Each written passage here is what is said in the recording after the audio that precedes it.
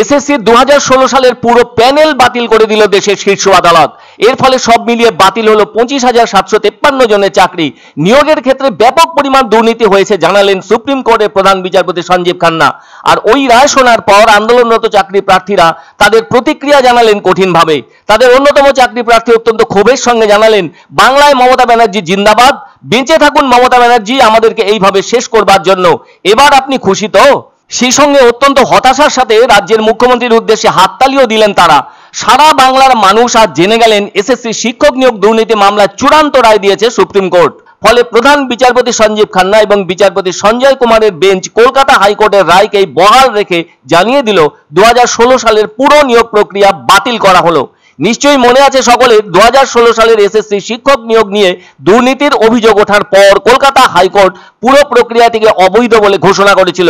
সেই রায়কে চ্যালেঞ্জ করে রাজ্য সরকার, এসএসসি এবং মধ্যশিক্ষা পর্ষদ সুপ্রিম কোর্টে দ্বারস্থ হয়েছিল।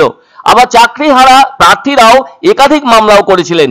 অবশেষে দেশের শীর্ষ আদালত তার পর্যবেক্ষণে জানায়, যোগ্য ও অযোগ্য প্রার্থীদের পৃথক করা প্রায় অসম্ভব, কারণ আসল ওনার সিট পাওয়াও যায়নি। ফলে কোন সিটকে বৈধ বলে ধরা হবে তা নিয়েও জটিলতা তৈরি হয়। সিবিআই এর তদন্তেও নিয়োগ প্রক্রিয়ায় অনিয়মের প্রমাণ মিলেছে। কিছু প্রার্থী সাদা খাতা জমা দিয়েও চাকরি পেয়েছেন, এমন তথ্য আদালতের সামনে আসে। শুধু তাই নয়, সুপ্রিম কোর্টে ওই মামলার শুনানির সময় প্রধান বিচারপতি সঞ্জীব খান্না জানতে চান নতুন করে পরীক্ষা নেওয়া সম্ভব কিনা। মামলাকারীদের আইনজীবী জানান, অনেকে চাকরির আবেদন না করেও নিয়োগ পেয়েছেন, তাই নতুন করে পরীক্ষা নেওয়া হলে প্রকৃত চাকরি প্রার্থীরা সুযোগ পাবেন। ফলে শীর্ষ আদালতের এই রায়ে চাকরি প্রার্থীদের ভবিষ্যৎ অনিশ্চিত হয়ে গেল। আদালত নির্দেশ দিয়েছে, যারা অবৈধভাবে চাকরি পেয়েছিলেন তাদের বেতন 4 সপ্তাহের মধ্যে 12% সুদ সহ ফেরত দিতে হবে। এ ব্যাপারে রাজ্য সরকার আদালতে যুক্তি দিয়েছিল, এতজন শিক্ষকের চাকরি বাতিল হলে শিক্ষা ব্যবস্থায় বিশাল সংকট দেখা দেবে। কিন্তু সুপ্রিম কোর্ট সিবিআই তদন্ত রিপোর্টের ভিত্তিতে জানিয়ে দিয়েছে, নিয়োগ প্রক্রিয়ায় ব্যাপক দুর্নীতি হয়েছে, তাই সম্পূর্ণ প্যানেল বাতিল করা ছাড়া আর কোনো বিকল্প নেই। তবে সুপ্রিম কোর্টের তরফে বলা হয়েছে, যারা অন্য সরকারি দপ্তর থেকে এখানে এসেছিলেন তারা পুরানো জায়গায় যোগদান করতে পারবেন, আর 3 মাসের মধ্যে এ কাজ শেষ করতে হবে। এদিকে সুপ্রিম কোর্টের ওই রায়ের পর মানসিকভাবে ভেঙে পড়েছেন 2016 সালে চাকরি প্রার্থীরা। তাদের বক্তব্য, 10 বছর আগে পরীক্ষা দিয়েছিলেন, কি করে জানবেন যে সেই সময়ে দুর্নীতি হয়েছে?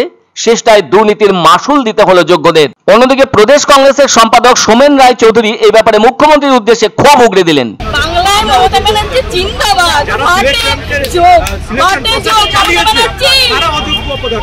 ব্যানার্জি জিন্দাবাদ, বেঁচে থাকুন এইভাবে আমাদেরকে শেষ করার জন্য।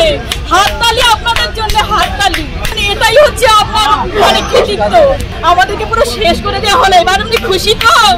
এটাও সাথে সাথে বলতে আমার কোনো দ্বিধা নেই, দুর্নীতি শেষ কথা বলে না। আইন ব্যবস্থা বলে ভারতবর্ষে একটি জিনিস আছে, তৃণমূল এই দুর্নীতি করে বাংলার মানুষকে, আগামী প্রজন্মকে খাদের কিনারায় নিয়ে চলে গেছে। শুধু এখন ডোবা বাকি আছে। এত বড় দুর্নীতি বাংলা স্বাধীনতার পর কোনোদিন দেখেনি। যারা টেন্টেড ক্যান্ডিডেট, চিহ্নিত টেন্টেড ক্যান্ডিডেট, তাদের স্যালারি ফেরত দিতে হবে। এই চিহ্নিত টেন্টেড কারা? যারা after expiry of the panel, non listed candidate বা ওএমআর শিট ম্যানিপুলেশনের ফলে যারা চাকরি পেয়েছে তাদের স্যালারি ফেরত দিতে হবে। 3 মাসের মধ্যে নিয়োগ প্রক্রিয়া হবে। নতুন নিয়োগ প্রক্রিয়ায় যারা যোগ্য হবেন তারা পার্টিসিপেট করবেন।